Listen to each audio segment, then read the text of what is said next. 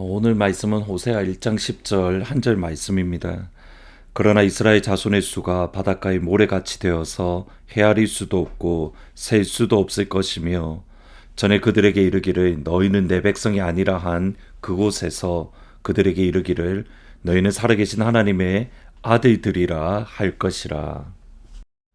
저의 이름은 할머니가 다니시던 교회의 담임 목사님께서 지어주셨습니다. 앞으로 일생 동안 주의를 거룩하게 지키는, 주의를 지키는 아이로 자라나라. 그런 의미에서 성수, 거룩할 성자, 지킬 숫자로 지어주셨습니다. 이름대로 평생 주의를 빠질 수 없는 그러한 사람으로 성장하게 되었습니다. 이렇듯이 이름은 부모님의 마음 또는 부모님의 소원을 담아서 정성스럽게 지어줍니다. 이런 의미에서 영광스러운 이름은 무엇일까 생각을 해보면 아마도 하나님이 직접 지어주신 이름일 것 같습니다. 예를 들어 이삭이 그렇습니다. 하나님은 이 아브라함에게 땅과 자녀에 대한 약속으로 갈대아 우르에서 그들을 불러주셨습니다. 하나님의 말씀을 인정하지 않던 그때에 하나님의 말씀의 권위를 인정하고 그 말씀의 권위를 붙들고 말씀이 따라서 갈대아 우르 그리고 하란에서 가나안 땅으로 떠났습니다. 그러면 곧장 하나님께서 땅을 주시고 자녀를 주실 줄 알았는데 그거는 아니었습니다. 아브라함이 가나안의 땅에 도착하자마자 경험했던 것은 첫 번째로는 그 땅에는 이미 살고 있는 사람들이 있었고 두 번째로는 큰 기근이 임했습니다.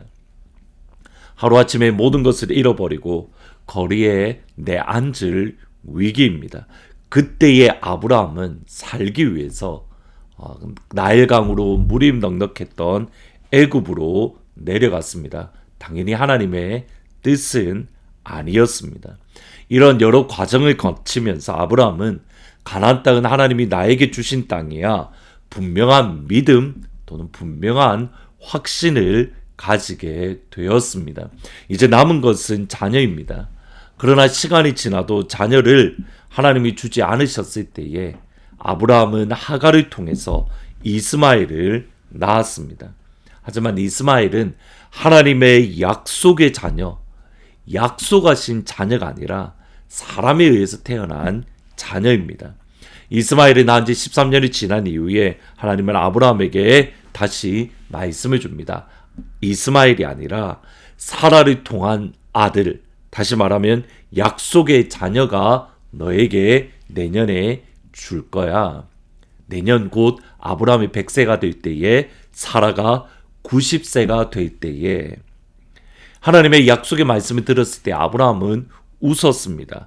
이 웃음은 여러 가지로 해석이 되어지지만 기쁨의 웃음, 행복의 웃음, 즐거움의 웃음으로 해석될 수 있습니다.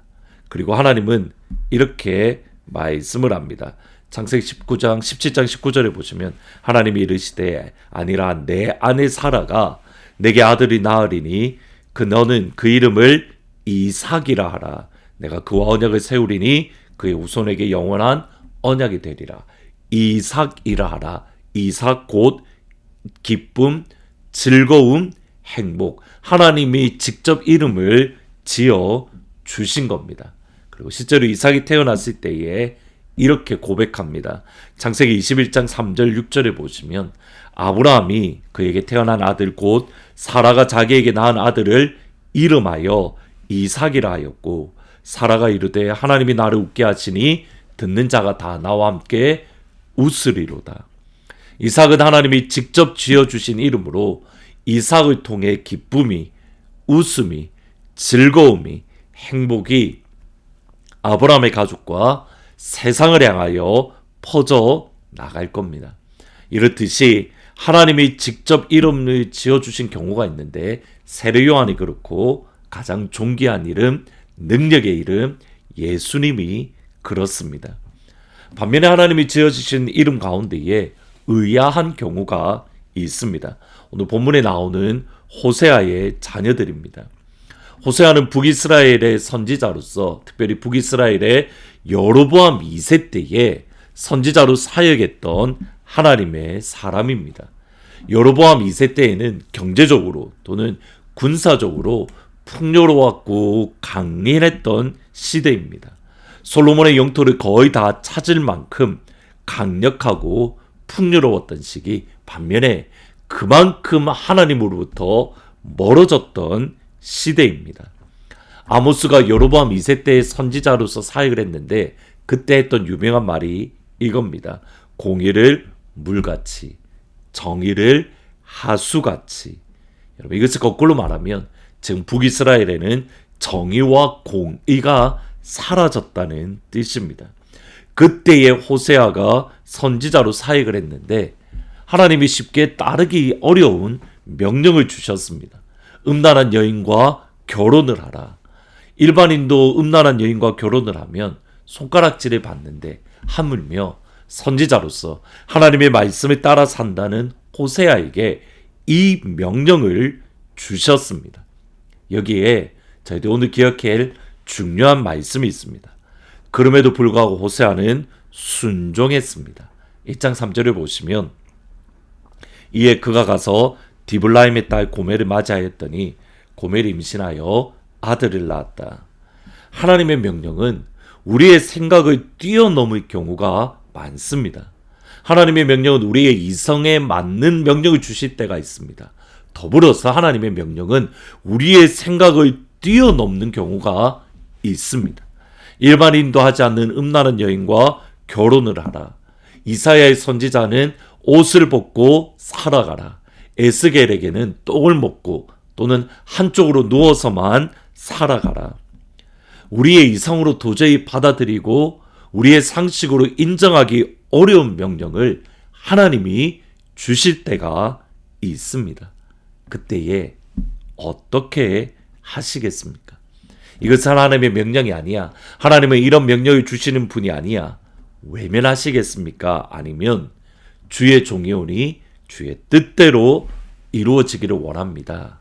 순정하며 겸손하게 나아가시겠습니까? 호세아는 여기서 한 걸음 더 나아갑니다. 고멜가 결혼한 이후에 자녀를 낳았는데 하나님이 그 이름을 직접 지어주십니다. 근데 이 이름이 이상합니다. 첫 번째는 이스라엘인데 이스라엘은 하나님이 심어주셨다라는 뜻입니다. 그런데 이 이름에 숨겨진 뜻은 뭐냐면 아합 왕, 특별히 오므리 왕조 또는 오므리 왕조를 하나님께서 심판하실 때에 이스라엘에서 심판하리라. 하나님의 심판의 장소가 이스라엘입니다.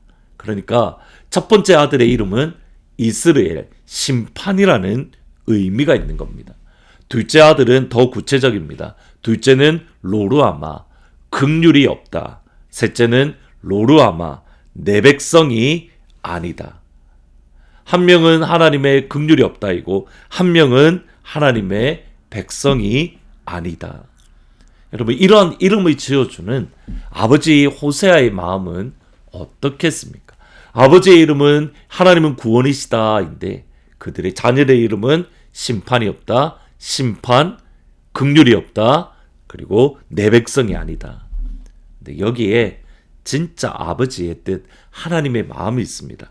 1장 10절에 보시면 그러나 이스라엘 자손의 수가 바닷가의 모래같이 되어서 헤아릴 수 없고 셀 수도 없을 것이며 전에 그들에게 이르기를 너희는 내 백성이 아니라 한 그곳에서 그들에게 이르기를 너희는 살아계신 하나님의 아들들이라 할 것이다.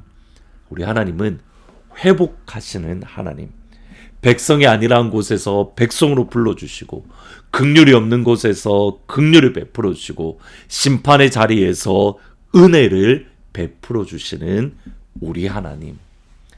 오늘 이 시간 만약 하나님께서 우리에게 자녀의 이름을 지어주신다면 어떤 이름을 지어주시겠습니까? 주님의 이름으로 축복합니다. 긍휼, 사랑, 구원, 회복, 부흥, 인자, 신실함, 하나님의 성품, 예수님의 성품이 우리 자녀들의 이름으로 하나님이 직접 지어주시는 그 은혜와 축복이 저와 여러분 가운데 가득하기를 주님의 이름으로 축원합니다. 기도하십니다. 하나님께서 우리에게 자녀의 이름을 지어주신다면 어떤 이름을 지어주실까? 긍휼과 사랑과 회복과 부흥과 신실함과 인자함과 자비와 양성과 충성이라는 하나님의 성품 또는 예수님의 DNA를 우리 자녀들에게 또 우리에게 이름으로 정해주시는 그 축복을 허락하여 주옵소서. 이름 속에 담긴 하나님의 뜻과 아버지의 마음을 깊이 묵상하게 역사하여 주옵소서. 예수님의 은혜를 치유하십니다. 예수님의 엔젤을 치유하십니다. 예수님이 지형자매를 치유하십니다. 예수님이 백운주 집사님을, 예수님이 이금래 권사님을 치유하십니다. 능력의 이름, 치유의 이름, 회복의 이름, 예수의 이름의 능력을 선포하오니 주님 인도하시고 역사하여 주옵소서. 예수님의 이름으로 기도합니다. 아멘. 오늘 8시에 박효준 장로님의 강의가 진행됩니다. 많이들 참석하셔서 하나님의 은혜 안으로 한 걸음 더 들어가는 복된 시간이 되기를 진심으로 축복합니다. 오 신실하신 주 내 아버지여 늘 함께 계시니 두려움 없네 그